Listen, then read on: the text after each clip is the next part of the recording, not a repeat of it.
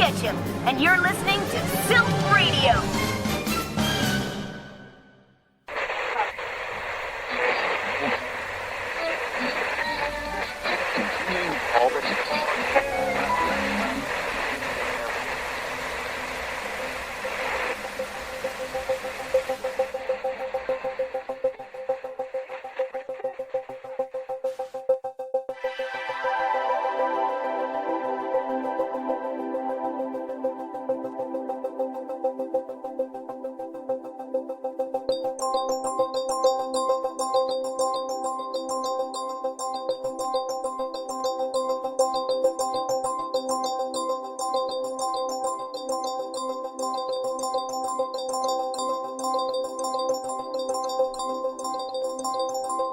Happy New Year, everyone. You're listening to Silph Radio, a Pokemon podcast. This is the comedy podcast where we discuss Pokemon-centered topics seriously. It is an unofficial production presented by Secret Room Multimedia and has no association whatsoever with Nintendo, Game Freak, or the Pokemon Company. These conversations are intended for mature listeners. My name is Nathan Capisser, and before we get rolling, I want to acknowledge that I neglected to mention two people in episode 50 when I was thanking all the guest hosts. One of them is my dear friend Lydia, who somehow I forgot. She's unforgettable. I don't know how I did it. And the other is the gentleman we have on the show this evening. Joining us today is a fellow podcaster I've wanted to get on the show for some time now. Please welcome into the secret room and into your hearts the host of Blast Burn Radio. Hey, what's up, everybody? I am Steven Charboneau. You may know me as Jolly by Nature, and I am one of the hosts of Blast Burn Radio podcast. One of the hosts, excuse me. No disrespect to the other fine hosts of that show. I love it. You guys do basically if I understand this correctly, your own respective Nuzlocke runs on your own respective Twitch streams. And in addition to covering Pokemon news and topics, you recount those adventures to each other over the course of the podcast, correct? Yeah. And we're actively competing against each other. Like, we've assigned point values to different positive things. We deduct points when we kill our precious children, and then we actually battle each other once a week. So it's really fun. For me personally, at least, it captures some of that magic of being, 12, 13, 14 on the playground and actually having, that buddy, that real friend who's your real life Pokemon rival, and you hook up the link cables and scrap it out on recess and shit. Like, it brings that back as a grown-ass man, which is wonderful. That's fantastic. I love it. You guys have been doing it for, 20, 30 episodes now, right? Yeah, we just posted, God, I'm forgetting the numbers now, episode 22. Episode 22 went live yesterday. So, and we've been going for about 6 months now, which is really crazy to think about that we've been doing this for 6 months. But yeah, it's a thing, and it's awesome. We've got big things planned for 2018. We're really, really excited to just grow our brand and grow our community. Like, we actually just launched our public Discord this week, and we've already got just a ton of like-minded folks and fans shooting the shit and battling on Showdown and doing all sorts of other fun stuff. So it's a really, really great time to be a fan, frankly, and to be a part of our community. That's awesome. I can never get enough of Pokemon fans talking about Pokemon, whether it's textual or audible. So thank you. I'm so glad we can finally do this. Time and the universe has just shit on our opportunity to do this so many times, but we're here. We're doing it now, and it's going to be great. It's happening. It's happening. And today, we're actually kicking off a short little, sort of pseudo-series of episodes taking a look at crime and punishment in the Pokemon universe. Starting, of course, with myself and Mr. Steven. Did you say your name? Or I don't even remember. Yes, my real name, for those of you who are members of the Blastburn Nation, my real name is Steven Charboneau. I go by Jolly by Nature on Twitch and on our show. Now, are we going with that? Because I can bleep it out. Either way, it doesn't matter. Whatever sounds right when you go to put it together. Cool. Now, today we are talking about the memeiest of all Pokemon villains. The assholes who want to put more water in the region that already has entirely too much water. That's right. Aqua Team Hunger Force. No? Team Aqua. Team Aqua. I'm totally willing to buy this headcanon if Matt can be Meatwad. Okay, I'm in. Hey, bro. I can't do a Meatwad, but... Yeah, I'm no good at impressions. Yeah, this is going to be fun. I've been looking forward to this episode for many reasons, one of which is the topic. Needless to say, this is kind of a big topic. It's the type of topic that covers characters, species, items, locations. We always try to do our best to approach these episodes as if the listener knows nothing about the topic, so that you won't be lost. That's obviously a little difficult to do with a topic this big. So we're going to do our best to break everything down, but if at any point we overestimate our assumptions about how familiar you are with the minutia of the Pokemon universe, Bulbapedia is a great source. If you don't know the specific Pokemons or locations or whatever that we're mentioning, we apologize in advance. This is a Sharpedo. It's a fucking shark head. Yeah, it's exactly what it sounds like. It's a shark plus a torpedo. You don't need to see the Sugimori for that one. You should, though, because it's fucking dope. Oh, you always should. Can't be denied. So, Team Aqua, in case you aren't familiar at all, is a villainous team, as you said, from Hoenn, who wishes to expand the amount of water, not just in Hoenn, but in the world. It's... Are they centered in Hoenn? They must be. Or is it just their operations that are centered in Hoenn? Because I feel like they operate on the high seas. Yeah, I'm not honestly certain because, it would make sense if they were more of an international organization, but of the original regions, at least, of the first four of the, quote-unquote Japanese regions of Pokemon, Hoenn is by far the most aquatic, it's the most... Oh God, what's the fucking word I'm looking for? Hoenn has the most beachfront property, as it were. It's the most tropical location. It has the most fronting on water. So it would make sense that of those regions, they would touch it the most. But I wouldn't at all be surprised to find that Team Aqua has some bearing in regions such as Alola. Yeah. Oh yeah. But if they have a Tortuga, perhaps it would stand to reason it's in Hoenn. They may be in Hoenn specifically because their plan revolves around Kyogre, and Kyogre is associated with Hoenn, But I don't know. It's interesting. Kyogre, of course, is a massive ancient Pokemon who has power over the seas. Part of this trio of natural Pokemon, Kyogre, Groudon, and Rayquaza, land, sky, and water. I didn't pay enough attention to what I was saying to know if the word respectively is appropriate right now. But, they call it Project Azoth, right? Project Azoth. And they plan to awaken Kyogre and expand the amount of water in the world, which always rang us when Ruby and Sapphire first came out as kind of a dumb plan.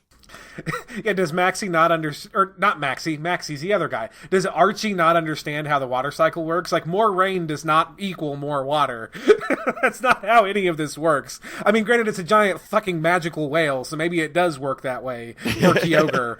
But... Yeah, that is a really good point. The water comes from somewhere, but it is sort of a god of rain. I would imagine Poseidon can expand the amount of water in the world. Or Leviathan, which rhymes with Poseidon and is more accurate to the inspirations behind, the weather trio, as they're called. Or they're just dumb pirates. Either way, they think it's going to work. Just dumb pirates. Yeah, they, of course, expand upon it, as they do with everything in the remakes of Ruby and Sapphire. And I do think that looking at it through that lens does help a little bit. Also, it is kind of a piratey idea. I could see Jack Sparrow being like, fuck it, I'm going to return the world to what it used to be, mate. Be free on the seas forever. I could totally see that. But it works for their carefree, free spirit. But it's a little more believable when you find out that, what's her name in the Delta episode? Zinnia? Yeah, Zinnia. She's manipulating these plans in order to kind of orchestrate the resurrection of Rayquaza, so she can be like, yo, save us from that meteor, dude. Mm-hmm. And that makes a little more sense, that she could be like, hey, you dumb pirates. I have an idea. Also, they established their goals are a little more than just I'm going to destroy the world. In the remakes, they make it clear that, Team Magma is all about people, and they don't really care about Pokemon. And they're like, let's expand the land with no regard to the environment so we can further human progress. Whereas Team Aqua is like, let's sort of destroy the world of man in the interest of Pokemon. Yeah, and I felt like that was a really, really cool addition or slight retcon, too, because in a way, it makes Team Aqua a much more genuine version of Team Plasma. Like those were, Team Plasma's goals were the furtheration of Pokemon goals to the exclusion of human goals, only it turned out that the whole time Ghetsis was organizing it, and he was just this monstrous fucking Poke-Nazi who wanted to control the world. But, I mean, Archie means it. He wants what's best for water Pokemon, even if it fucking kills all the humans. He doesn't care. So they're zealots, but they're like the PETA of the Pokemon world, and that's kind of interesting. Yeah, that is a good way to put it. They're definitely eco-terrorists, without a doubt. Like, yes, that is the proper classification for this team.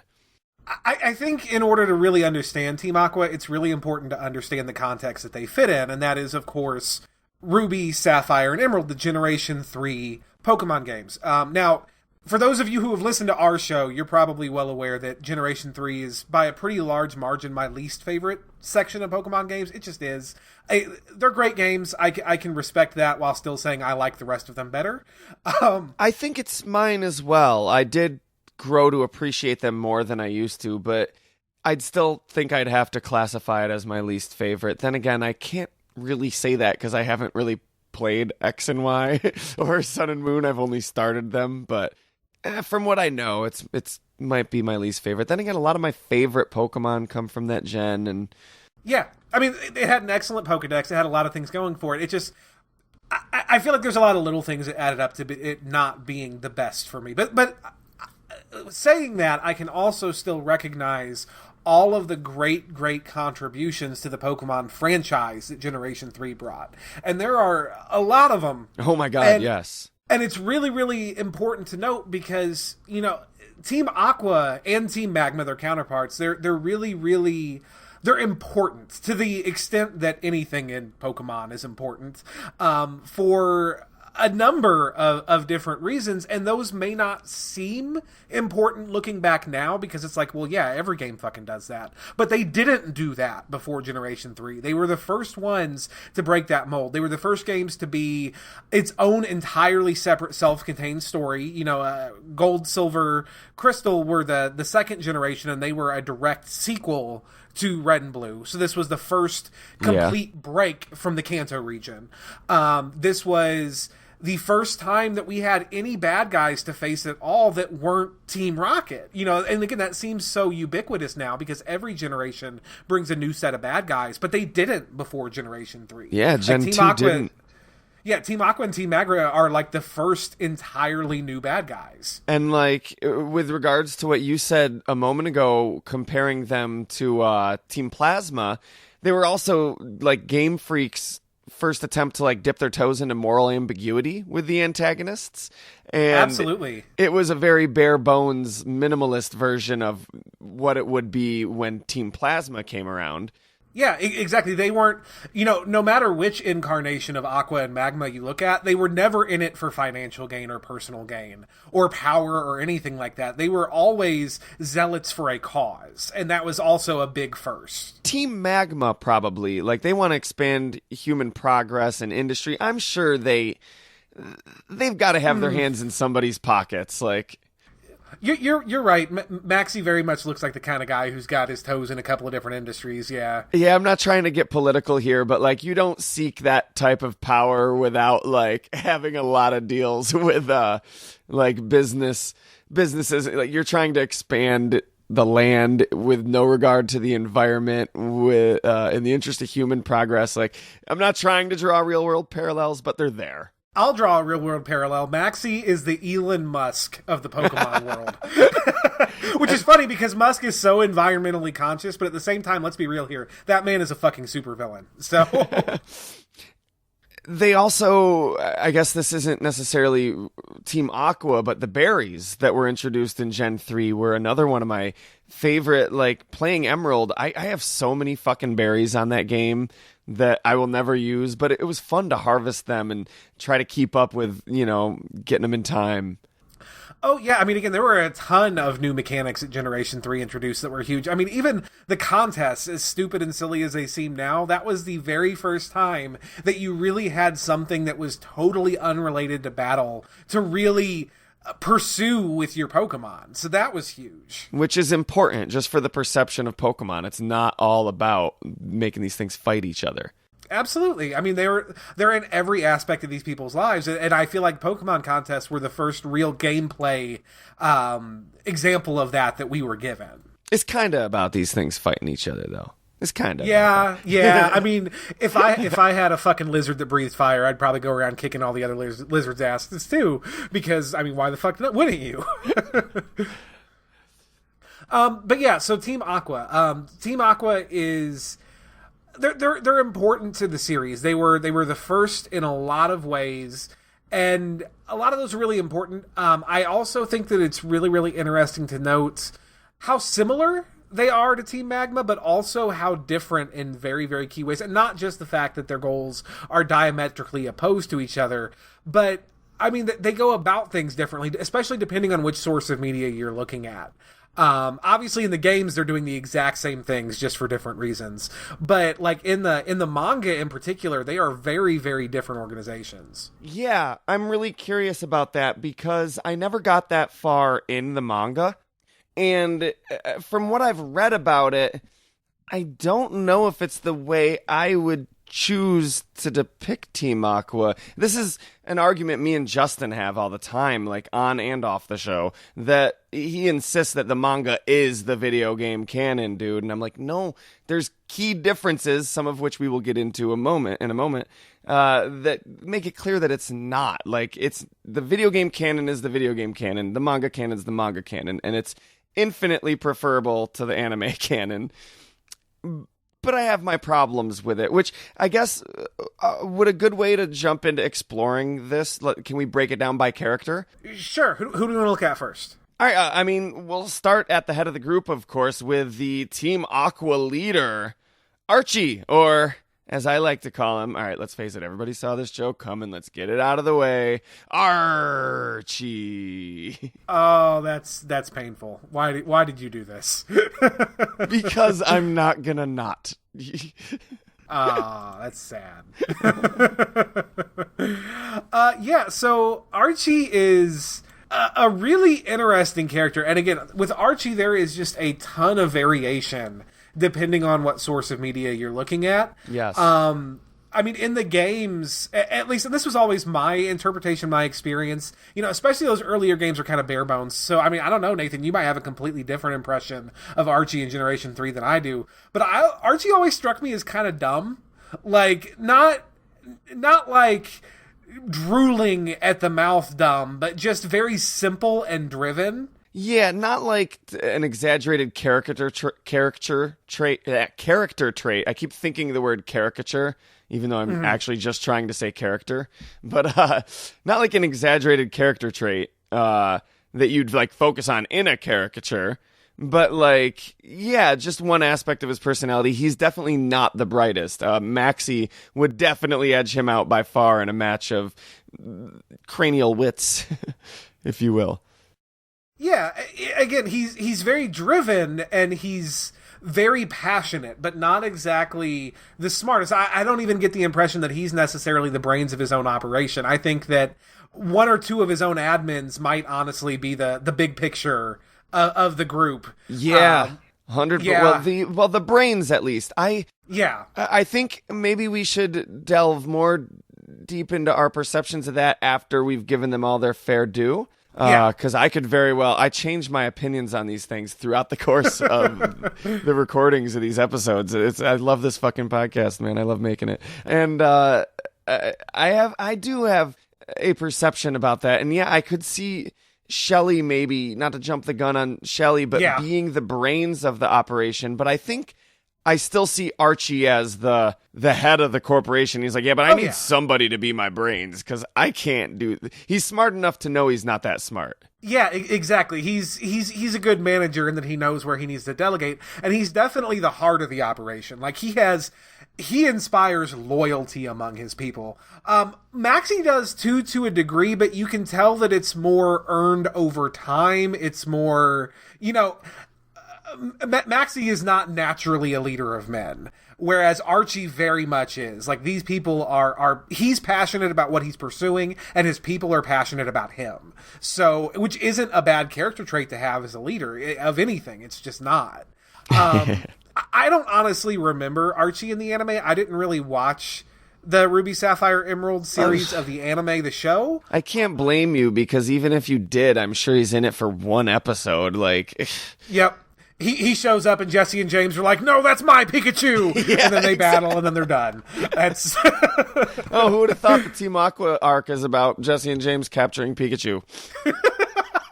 I guess this makes up for them getting no coverage in the movies. Yeah. Oh, God, did you see the 20th anniversary movie?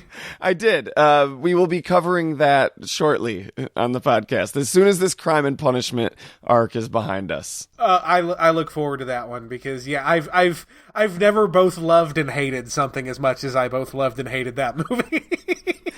Have you seen The Last Jedi yet? I actually went and saw The Last Jedi today, and I think it's the best fucking Star Wars since Empire. Fight me. No, that's great. I love hearing what people have to say. I can't really say what I have to say, or else that would be the topic of the podcast. Like, there's... if I had to boil down my opinion into one sentence right now, I would say, and don't worry, spoiler free, we're not going to spoil anything, guys. I have a lot of complaints. I have more negative than positive things to say about it, but they actually add up to a more positive opinion of the movie than you would think. Like, at the end, I'd be like, yeah, but actually I kind of liked it. I've only seen it once, though, and I always need to see a movie at least twice before I really know how I feel about it. And with a Star Wars movie, I need a few years to let it sit and settle into the canon, Yeah, absolutely. Those things have to mellow a little bit. Yeah, it was good. It was really good. I had my hands in front of my mouth like this for like the last 45 minutes, just going, no, yes. Hey, it's not too late to jump ship and do an episode of Fair Enough. Hey, it's only 9:30, man. I got time. Fucking Team Aqua, the Pokemon guys. Yeah, so... Archie. So, he has a Mightyena, a Crobat, a Sharpedo, and a Muck. I guess in the manga, he has a bunch of Walrein and a Tentacruel also. Yep. Manga always expands upon the Pokemon, which the gym leaders have, and I appreciate that. I probably would, too, if I had the license to. Honestly, I think that the manga's interpretation of Archie is probably one of the bigger deviations in the entire Pokemon franchise, but I think one of the cooler ones too, because manga Archie is much, much more cerebral while still maintaining that power of charisma that he really just maintains all through all of his appearances. If Archie has one constant, it is the power of his charisma, and that's very much true in the manga as well. In the manga, he's actually the executive, the head of Hoenn TV, of the TV network. And so he's able to use that position to manipulate the media coverage to vilify Team Magma while completely ignoring Team Aqua, which is really, really interesting from a narrative perspective, a storytelling perspective. Actually, at one point, Maxie just shows the fuck up at the corporate building for Hoenn TV, and he's just like, hey, this is bullshit. You kind of need to stop. And that's when they kind of call their truce to get the submarine working. But yeah, it was a very different take, and it was a take that I personally really appreciated. So, I never got that far in the manga. I definitely got to Gen 2. I don't think I ever finished Gen 2.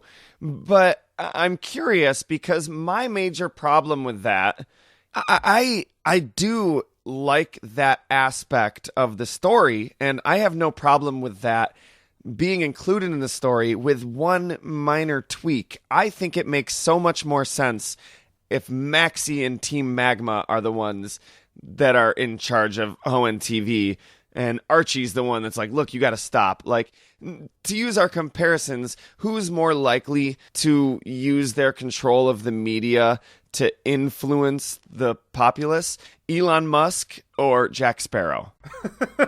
Well, I mean, yes, but at the same time, when you look at it this way, media and journalism is very much, it's a people business. And who's going to work better with people? Archie or Maxie, who's very much almost, I almost feel like Maxie is almost autistic in the way he goes about things, and that's not meant as an insult. I actually have a brother who's on autism spectrum, but he's very cerebral, he's very blunt, he doesn't make any apologies for who he is and how he goes about things, and I don't feel like that would do him any favors in any corporate setting, really, but especially not one as people-focused as media. All right, so basically, I'm positing that Team Magma are the conservatives, Team Aqua are the liberals. You're saying the media is controlled by the liberals and the conservatives, all a bunch of autistic people, and I've seen the way you treat your brother, and I don't approve of it. I try not to say anything. It's your family, but I gotta say something, man. Oh, man. I kid. Fake news. Was that going fake too far? News.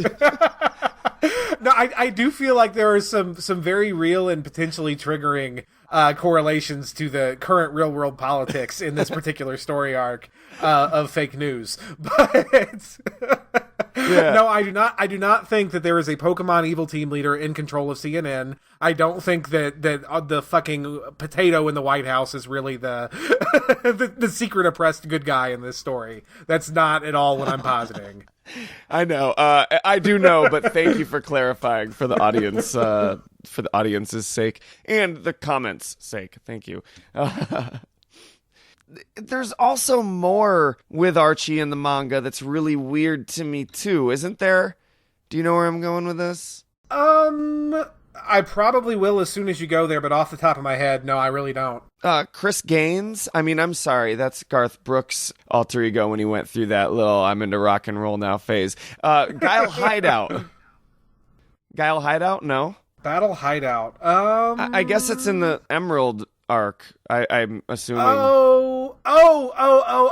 Yeah, the Emerald arc gets weird. Like, I don't actually remember Emerald super vividly, but yeah, it gets super duper weird towards the end of Emerald, where both Maxie and Archie come back and they're like possessed or some shit. Like, I don't know. Oh, is he possessed? Because I guess he gets this magic armor which like can slow down time, and a magic sword which deflects people's attacks back at him.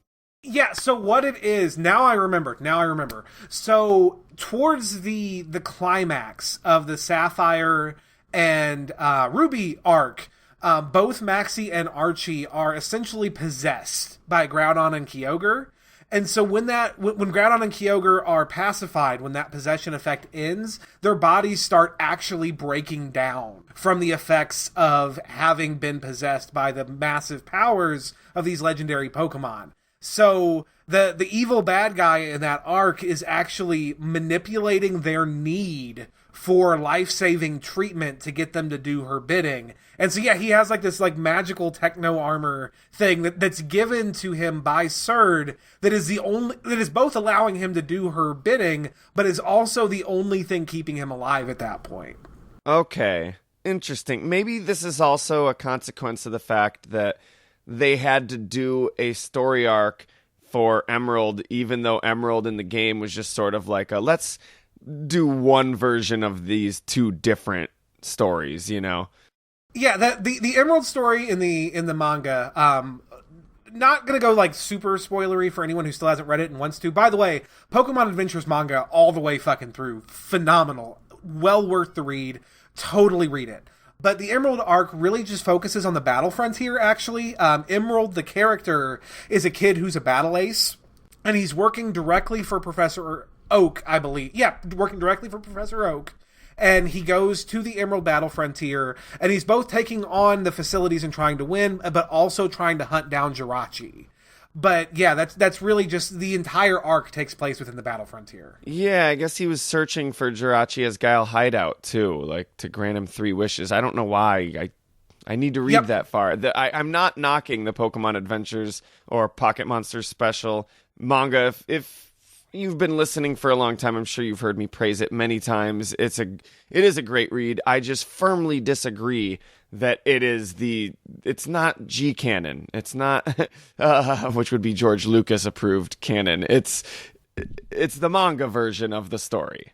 Definitely once you get to Gen 3 and onwards, I'd agree. I'd say for Red, Blue, Yellow, and Gold and Silver, personally, I think that it might be closer to canon than the games are, just because the games are so sparse when it comes to story details. When I think of the story of those games, I honestly think to the manga. But definitely for later games where story starts to make more of an effort in Pokemon, the games themselves are canon, I agree. Fair. But I don't believe in this Zap Malkuno nonsense. And yeah, or the multi-evolving Eevee that Red has and things like that. Yes, there are definitely liberties taken in the manga. But in broader strokes, like I've always... the story arcs where, it turns out that 3 of the Kanto gym leaders are really on the payroll of Team Rocket, I totally buy that. I just do. It makes sense to me.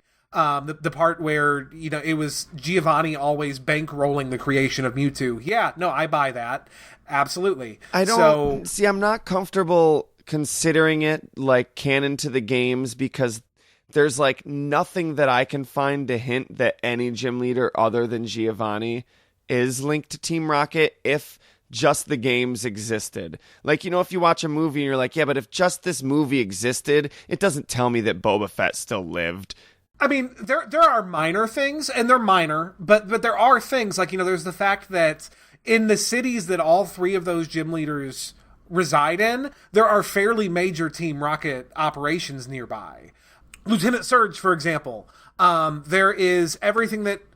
Or am I getting canons mixed up again? Because I could have swore there was some Team Rocket presence on the SS Anne. Or am I just wrong there? On the SS Anne, I think... Was there, or was that just the manga? Or, the anime? Well, in anime and manga, both, there definitely was. But I can't remember now if there was in the game, which is sad. I played that game less than 3 months ago. I don't think there was. Maybe there's not. There's not. But definitely... If there was, it's just 1 or 2 Rocket trainers. But they didn't really do that in Gen 1. There were either a bunch of Rocket trainers or none, generally. Well, then never mind. My theory immediately falls flat on its fucking face with the first example I was going to. But, there's definitely Team Rocket involvement in Saffron City with the takeover of Silph Co. There's definitely, if you read between the lines at least, there's definitely Team Rocket activity in, what is it? Is it Violet City where Koga is? Fuchsia. Yeah. Fuchsia City, because, a lot of Safari Zone exclusive Pokemon are available as prizes in the Rocket Game Corner. So where are they getting those? Poaching them from the Safari Zone. At least seems to be the most likely culprit there. Just like Porygon's only available in the Rocket Game Corner. While they're taking over Silph Co. Silph Co. probably made Porygon. So, or at least would heavily work with them. Yeah, Porygon was actually made by the same people that made Mewtwo. The people from the Cinnabar Island. That's right. But Silph Co. is responsible for the upgrade disc, right? But for the what? The update. The upgrade disc. Absolutely. Yeah. They may have commissioned the creation of Porygon for all we know as well. Yeah, absolutely. Well, and honestly, for all we know, the entire Silph Co. is just a front for Team Rocket. I mean, granted, the Silph Co. CEO is quick to tell us that Rocket was taking over, but wouldn't you if you were caught in bed with a massive criminal as the head of a prestigious up and up organization? Like, maybe they've just been in business with each other all along. Yeah. But back on topic, what did you think about what they did with Luke Skywalker? Grumpy old man Luke is the best thing I have ever experienced in my life. Yeah, let's cap it there. So something that's really interesting is there's actually 2 different major designs for Archie and the rest of the characters in Team Aqua. When they rebooted with Alpha Sapphire, Omega Ruby, they didn't just kind of give them the basic, like, yeah, here's an updated Sugimori artwork, but they're complete character redesigns.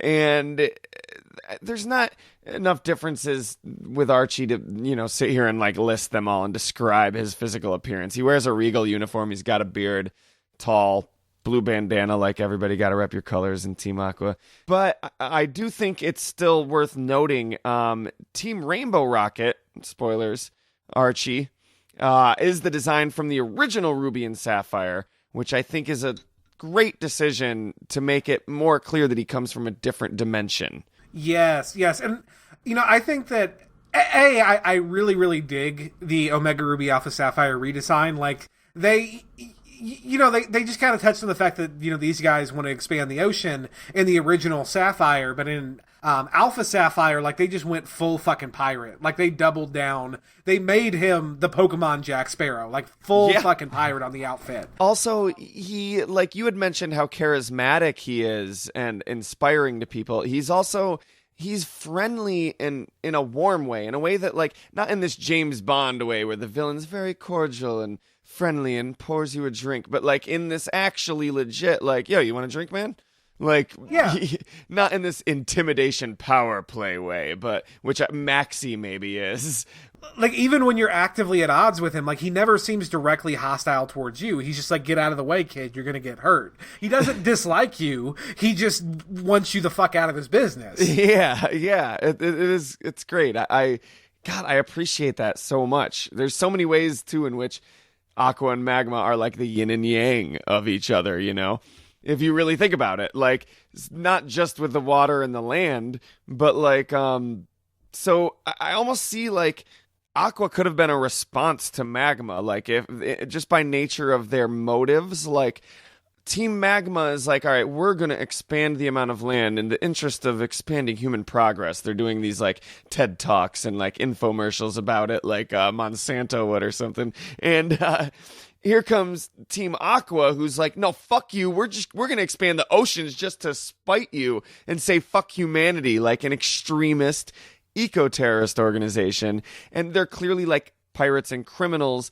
So like, they're like this criminal archetype that's like, they care, they have heart, they're probably more likely to follow this criminal's code and not stab a buddy in the back. And they're probably more of a cool person to hang out with, but their deeds are still like villainous and misguided in their own way. Whereas Magma is like, they're actually interested in human progress. They have their own noble ambitions, but they're probably, they're in a different way, like cold and unfeeling. And I don't know, like, I appreciate that.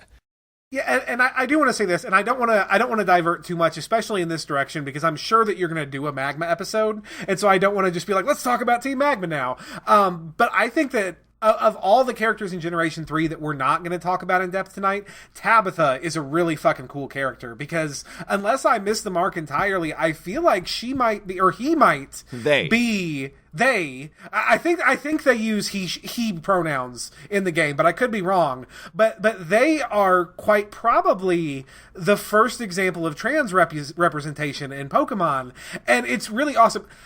This is the way, if you are a content creator of any kind, if you are writing a novel or making a screenplay or anything, the way to do representation is to just put it the fuck in and then not make a big fucking deal about it. Because when you make a big deal out of it, then you ruin the whole point of what you're doing. They don't talk about Tabitha being trans. Yeah. But Tabitha is a very female name. It's a very androgynous looking character, and they use male pronouns. And that's just it. That's just it. And in Japan, they're like that, like with their media. They don't get hung up on that shit like we do. Like, it's just not to say that the culture doesn't have its own issues with transgender culture, but in representations in media, there's not going to be like this. Can you believe they put a fucking transgender character in a Pokemon game? People just be like, yeah, I don't care. Like, even if the Japanese culture is just so much different.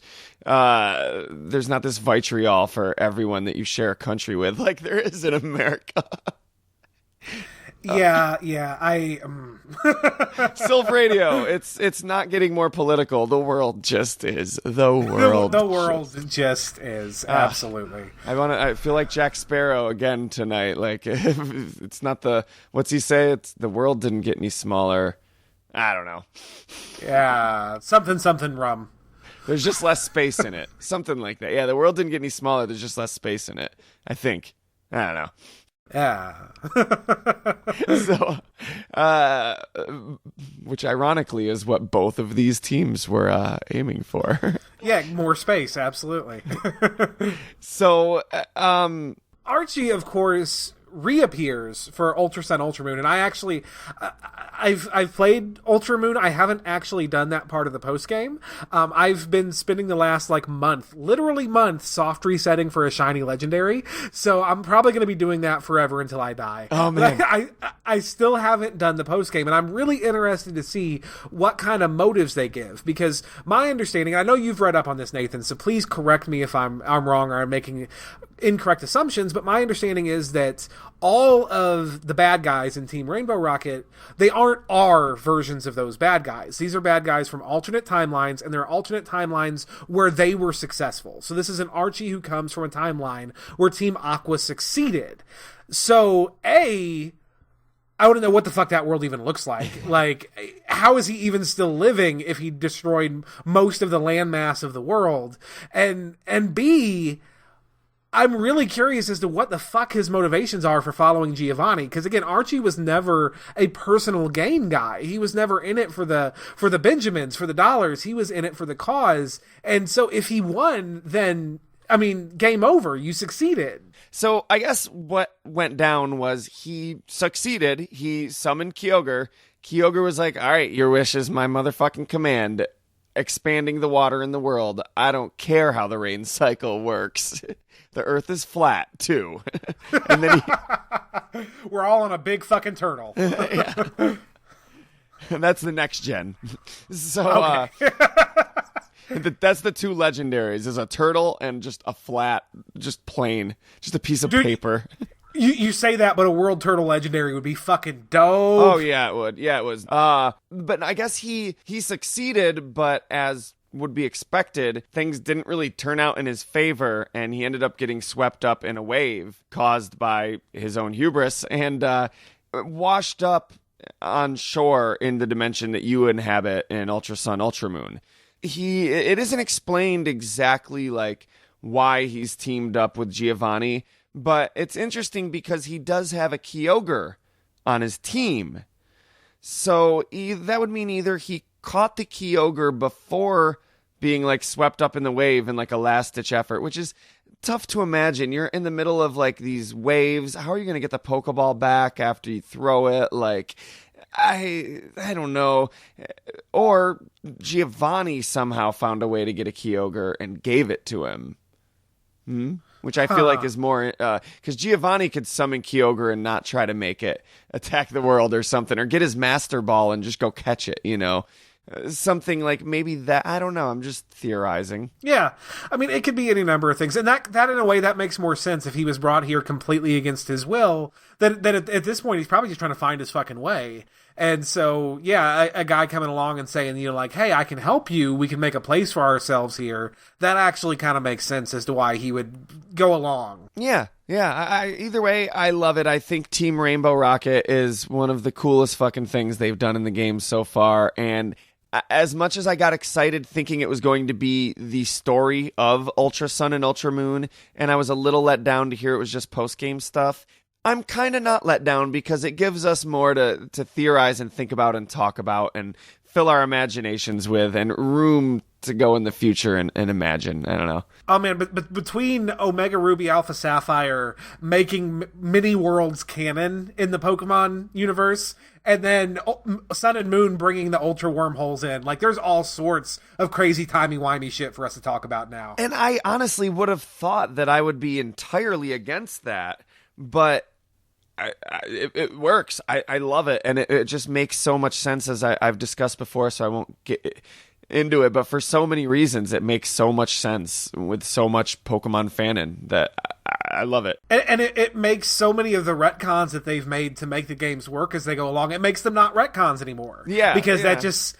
It just that game takes place in a different set of universes than these games do. Like, it doesn't have to be consistent. Just like, you know, if you play X and Y, they talk so much about how Mega Evolution is a really rare thing, and it's only ever been found in Kalos, and then you immediately go to Omega Ruby Alpha Sapphire, and there's Mega Stones fucking everywhere all over Hoenn. Nobody thinks it's a big deal. Yeah, different fucking universe. That's why. And it is sort of like a Deus Ex Machina God mode retcon, but like, yeah, multiple universes. Don't worry about it. Like, mark my motherfucking words. Multiple universes is the new Homer's in a coma. Like every do you get what I mean by that? Yes, like, yes, Rick yes. and Morty did it. It was so original when Rick and Morty had that twist idea that, like, not every episode's in the same universe, dude.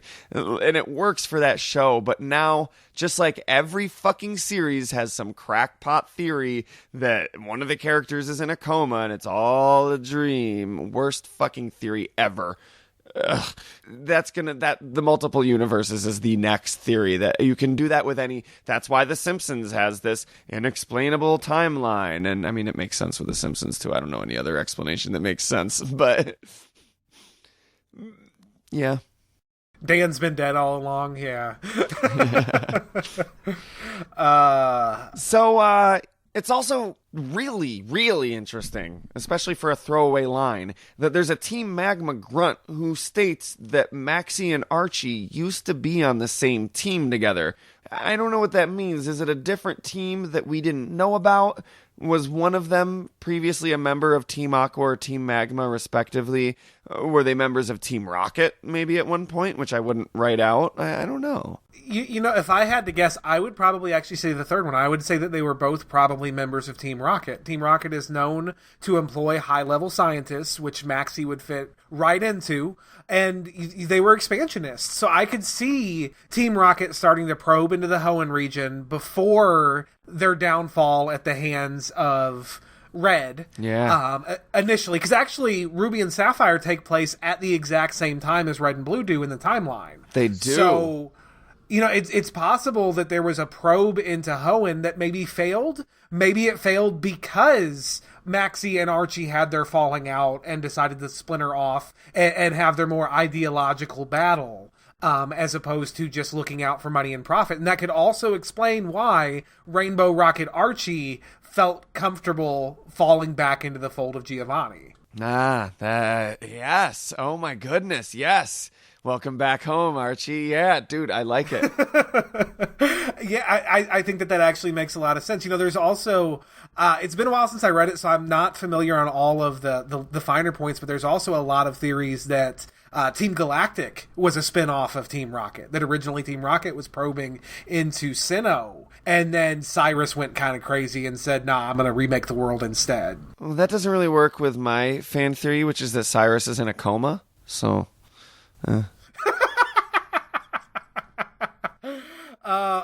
I think it's really interesting when you start thinking of the Pokemon world as a global place to think about how all these different events and characters might have, could have, or probably did interact at one point completely off camera. Yeah, I love that too. That's what I've said many times is what I love about these types of video games too, is that they leave enough up to your imagination. Like, something I love is to be able to consume media and be creative at the same time. Since I was a kid and I would play Mario Brothers and be like, man, what would a good Mario Brothers movie be like? Or you play Pokemon.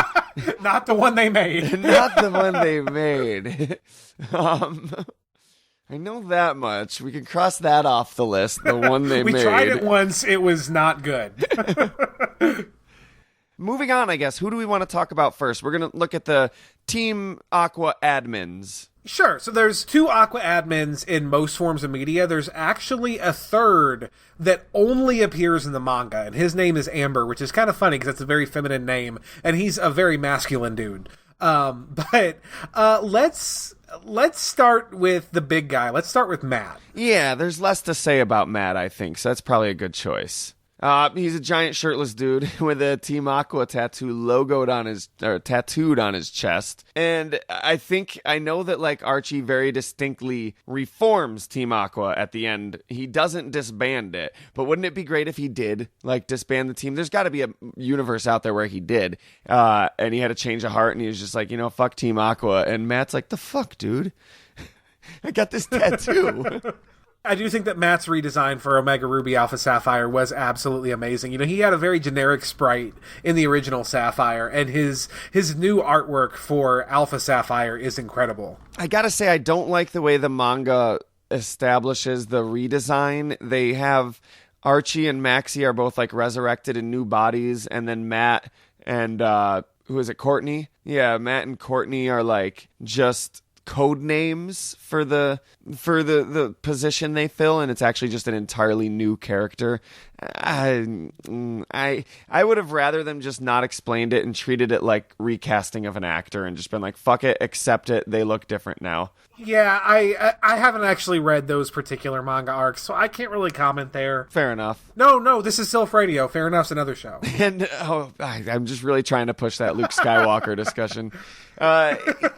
He's got at least 2 Carvana, a Mightyena, a Sharpedo, and a Golbat.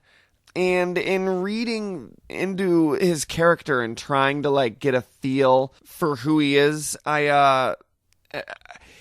he seems like a bro, like a frat boy almost. He calls everybody bro. He almost starts every statement with a laugh, like, "Hey, what's up, bro?" So I feel like Matt is the Little John of Team Aqua. Like he's Archie's hype man. Yeah, absolutely. I could see him being his muscle as well. He's clearly cut out for it.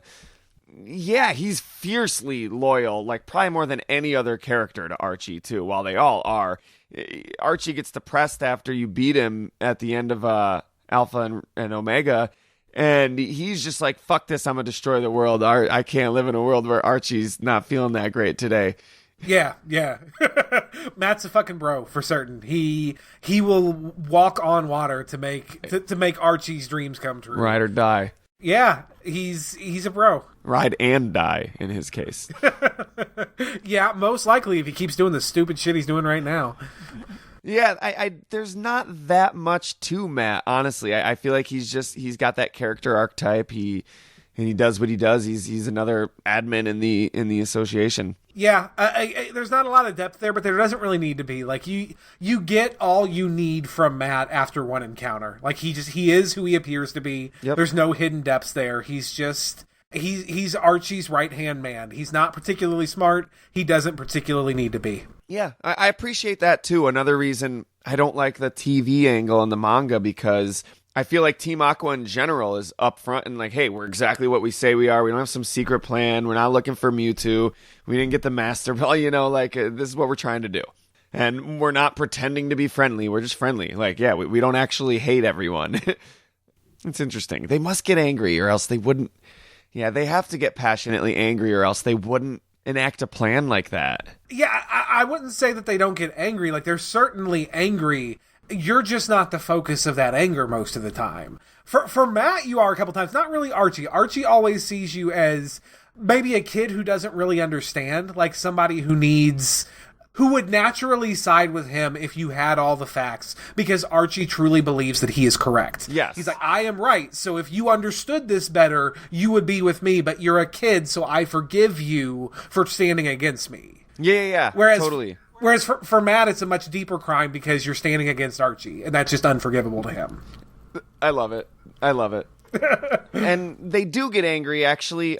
Shelly, moving on to the other admin, is, in my eyes, clearly like the most aggressive, angry character of the three of them. Absolutely. She also has Carvana, Mightyena, Sharpedo. Get that out of the way. Same thing. I think it's a little disappointing that they all have the same freaking Pokemon. I know they only had so much to work with focusing on the new gen, but I would have given them some variety. I don't know. Yeah, I think that in the manga, giving Archie Walrein was probably a good decision, and one that probably should have translated into the games, because Walrein was a really, really dope water type that was Gen 3 exclusive. But, I mean, we can't fix it now, so... Very regal and commanding as well. Like, it totally fits with him as the leader. Shelly actually used to work for the Devon Corporation, which helped Team Aqua with their research. The Devon Corporation didn't help them, but having a mole in the Devon Corporation, or at least someone who used to work there, helped them with their research. Yeah, and I think that is really good evidence, like as we pointed to earlier, that yes, she probably is the brains of Team Aqua. Like, unless I'm remembering wrong, and correct me if I am, Nathan, but she was actually a researcher. She was with the Weather Institute, which means that more likely than not, the basis of any plan to alter the climate of Hoenn would have its roots with her, because that was her career. Absolutely. And it makes so much sense. You're right, but I'm going to correct you anyway. You're wrong. Just because it's my show and I want you to be right. I want to have the upper hand. Now I'm sad. That's how real villains do it. Fuck moral ambiguity. I'm right. No. Okay. Kylo Ren in this motherfucker. I know some people like kind of prefer to characterize her as flirty, but I really don't see that. Like, picking apart the character's dialogue as I do in preparation for these episodes, the only evidence I see is when you first meet her, she says that you're so cute, you're disgusting. But I see that as her insulting you, like, fuck you. You think you're intimidating me? You're so cute, you're disgusting. You're like a fucking Iggly buff. Fuck you. She's addressing you as a child at that point. She's saying, exactly. Like, and I feel like there are some people who can't see a woman with a bare midriff or showing any amount of, like, thigh without being like, oh, she's totally coming on to me. Yeah. Asshole, women can want to be pretty without wanting anything to do with your dick. I'm sorry. Like, she's not coming on to you. You're fucking 12 years old in the game. Maybe this is just another example of 12-year-olds write the Pokedex. History's written by the winners. Oh, she totally wants to touch my dongus. Oh, man. Oh. And then again, I could see Archie letting, as I mentioned earlier as a throwaway line, but I could see Archie letting, not Gold, Ruby or Sapphire having a drink with them. So it could be their first experience with alcohol there when they're interacting with Team Aqua. And so they were very inebriated and misinterpreted the whole thing. Yeah, Archie's totally that uncle who slips you the beer under the table when you're 12 years old at Thanksgiving. Yeah. That's my headcanon now. Dude, she totally wanted me. Dude, every time we interacted with her, she specifically talked about how much she hated you. Like, she specifically went out of her way to knock you down. Like, come on, man. There's one other part where she says that they're destined to be together, but to me it's clearly a joke because they keep running into each other, and she's like, yeah, maybe we're destined to be together. Huh. Like, if Daria says that, don't start some shipping theory that Daria was meant to be with fucking the teacher. I don't fucking remember his name, and I'm disappointed in myself for that. I don't know. She is a really cool character, and she has the most striking differences in the character redesigns also. Absolutely. Well, I don't know necessarily about that, because if anything, the original Matt model was slightly chubby, and then he goes into fucking, Arnold Schwarzenegger. So okay, that's you're pretty right. Drastic as well. You're right. I mean, she does go from being a curly redhead to, flowing black hair with blue highlights. So both of them are pretty extreme. Yeah. I don't see color, okay? But it's worth pointing out that since the redesign, everybody in Team Aqua, even the grunts, has brown skin and dark hair. This, no big deal if they were all white or Asian like Team Rocket. I probably wouldn't even have noticed or mentioned it because, like privilege and, institutional racism. But from a design perspective, it was clearly intentional. It wasn't an accident. So I do wonder if they're like a crime family of sorts, or is it just racist of me to assume they're all related because they're all brown? Well, my best guess is they're all sailors, like they're all pirates, and for the most part, most of them show a considerable amount of skin. So I don't think that it's even necessarily a racial thing. I think they're just very tanned, with the possible exception of Archie. Archie gains several shades of brown in his redesign, so maybe Archie is of some variety of mixed race or brown race, but I don't think that the same is necessarily true for Shelly or Matt. Yeah, and Shelly had red hair in the original, and she's very distinctly not a redhead in this. And that, don't give me any crap about how, I'm not talking to you, I just mean in general, like, don't give me any crap about how, if she was red-haired, she'd have pale skin, and if they were trying to depict them as tan, they wouldn't, oh, fuck you. In Pokemon, people have teal hair. Like, she can have whatever color skin she wants. Actually, the more I think about this, things that, like, didn't make sense, this makes sense. I'm connecting the thumbtacks. In Shelly's room or whatever, there's, like, a picture of her and Archie together as children.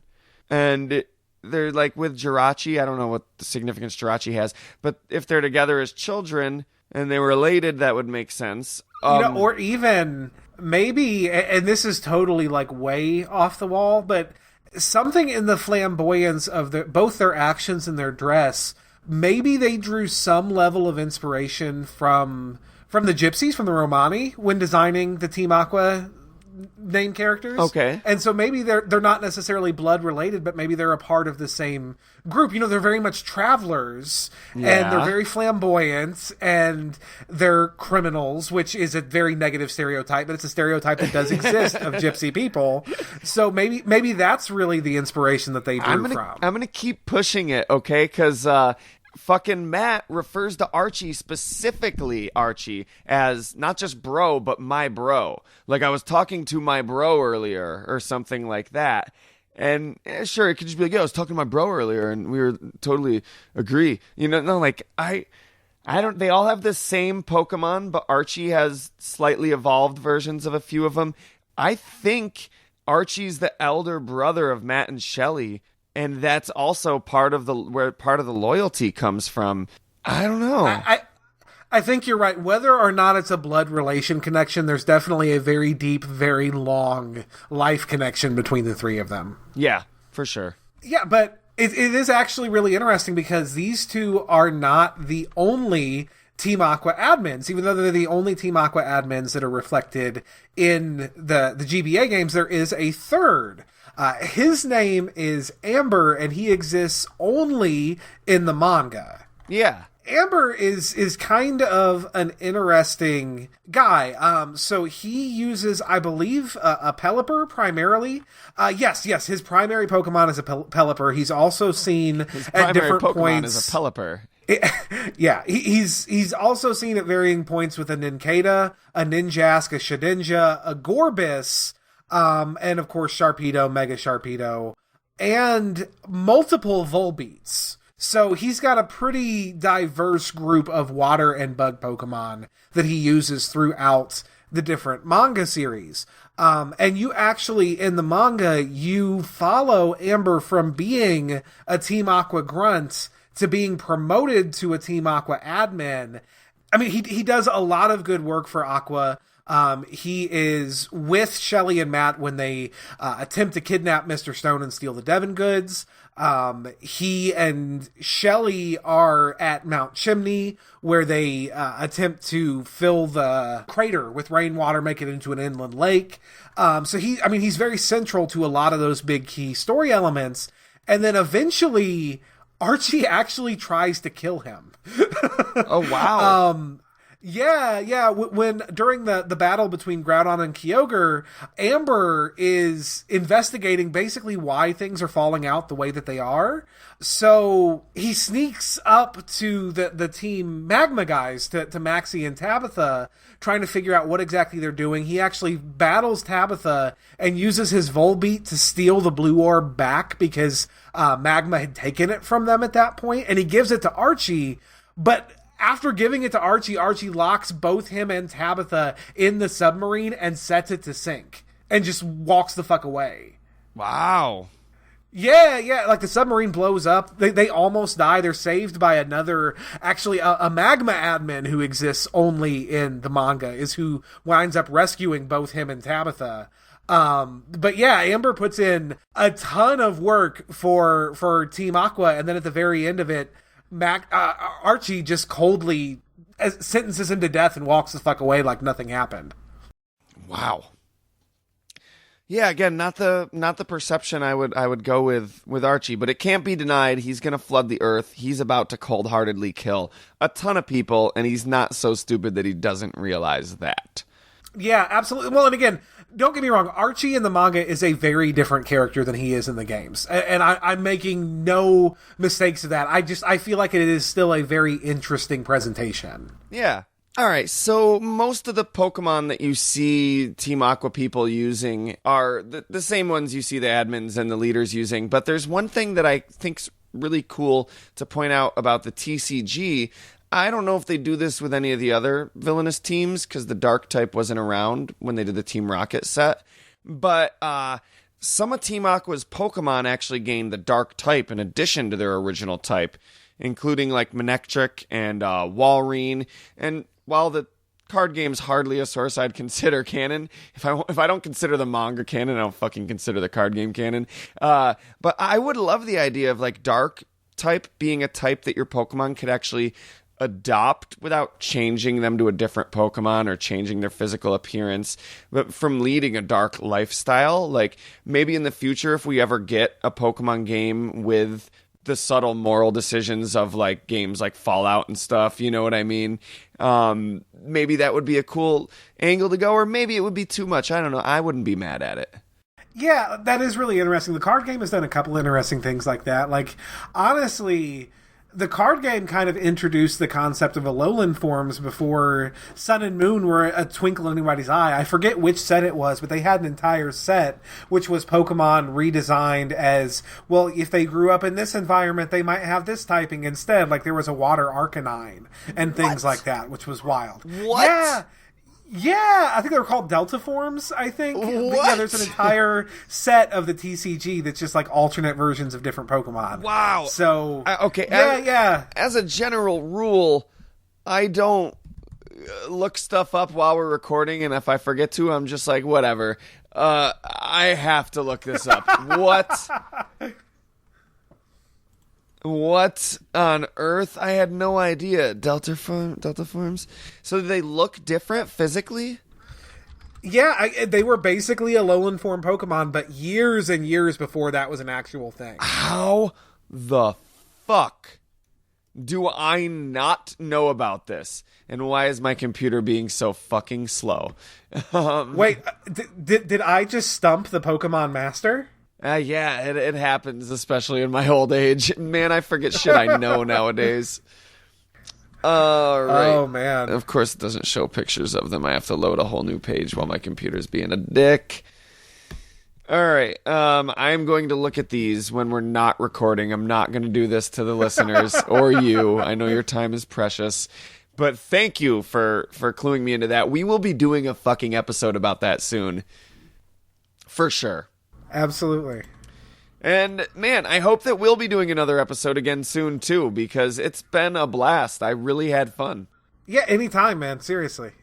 I don't have the time or the Twitch stream to join your show, but I'd love to come back if you ever have an excuse to bring me back, and I'd love to have you or any of your fine friends that do the show with you here on the show. It's a pleasure doing it. Yeah, absolutely. We've got a couple of possible, I don't want to say side projects, but other things that might be coming in the works in the next year or so.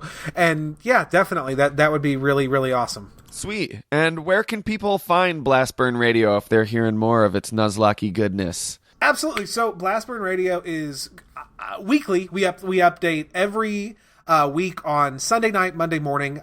We are on iTunes, Stitcher, Google Play, virtually any place that you find Silph Radio Podcast, you will also find Blastburn Radio Podcast. If you look for it, you can also find me personally, Jolly by Nature, streaming live on Twitch every Tuesday and Friday, twitch.tv/Jolly by Nature. That's awesome. Jolly by Nature is a great fucking name, too. And yeah, I hope to watch and participate in one of the Twitch streams one of these days when I have the night off, because I never did that in the past, but I saw that Monster Minded, who recently was on the newest episode of Fair Enough, was doing a live stream a few weeks back, and I joined in, and it was a lot of fun. I was just like, you know what, fuck it, I'm chilling by myself tonight. Why not hang out with him and his fan base for a little bit? And it was cool. You know, it's a different form of entertainment. Like, if you go into it wanting to watch it the way that you watch TV, you might be a little bit disappointed. But, like, if you're just, like, chilling and bullshitting in front of your computer anyway, you know, it gives you, like, a nice little conversation to be a part of, some background noise, and it's a lot of fun. I really enjoy it. Since I started streaming particularly, almost an hour doesn't go by that I don't have Twitch open on something. That's fantastic. And, yeah, Twitch Plays Pokemon was a lot of fun, too. We got to do an episode about that. The memes. So many memes. So many memes. Yeah, it's been great. And brainstorm a list of topics, because you're coming back, whether you like it or not. I know a good episode of Silph Radio when I hear one. I certainly can't complain. It feels like half of our listeners came to us via you, so yeah, I'm sure that this probably will be a pleasant surprise for somebody. Well, you've got us beat in Facebook likes, so half your Facebook likes didn't come from me. I'll tell you that. So please, if you're listening, we need you to help us beat them in Facebook likes. No, what we need is you to go like both of our Facebook pages, please. Blastburn Radio and Silph Radio.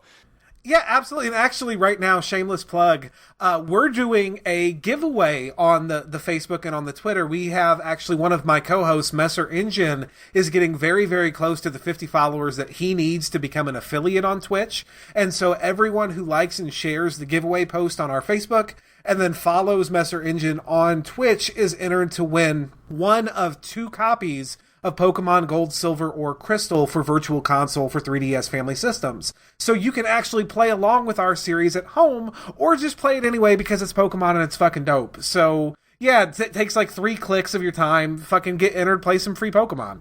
Yeah, absolutely. And I do apologize if you hear this episode too late to do that, but I am going to try like hell to get it out as soon as possible. I've got some time off, and I don't care what Netflix says. I don't have to watch there's probably only like 6 episodes of Black Mirror. So yeah, I'll have time.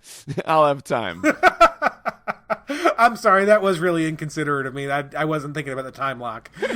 No, that's cool. I'm glad you said it. Even if someone might be listening to this in the future, and even then, go to their Facebook page. They might be doing a giveaway now, dude. Like, it's worth it. Just go check. Yeah, this is the first one, but it won't be the last. There will be more. And we both put effort into the Facebook pages most of the time. And is that a Mimikyu in the background? Sorry. Yeah, actually, that's totally a Mimikyu in the background. Oh, I'm so jealous. I mean, I'm not jealous. That's rude to my Umbreon and my Froakie back here. But and a Build-A-Bear Pikachu, so. Oh, that's awesome. Oh my god, have you seen the Vulpixes? So cute. Yeah. We actually the Pikachu's my 4-year-old's. That was every year on her birthday we take her to Build-A-Bear, and for her 2nd birthday she picked the Pikachu. That was probably my proudest parenting moment of my fucking life. Amazing. And now you just wait with bated breath for their 13th birthday, and you're like, are they gonna say it? Are they gonna say it? And they're like, Pokemon's lame, Dad. And you're like, no. No, you started too young. Oh no! Here, you'll appreciate this one, Nathan. I got this for my birthday this year. Oh, that is awesome! I love Pokemon plushes. They go the extra mile and craft good plushes, which is so great to see.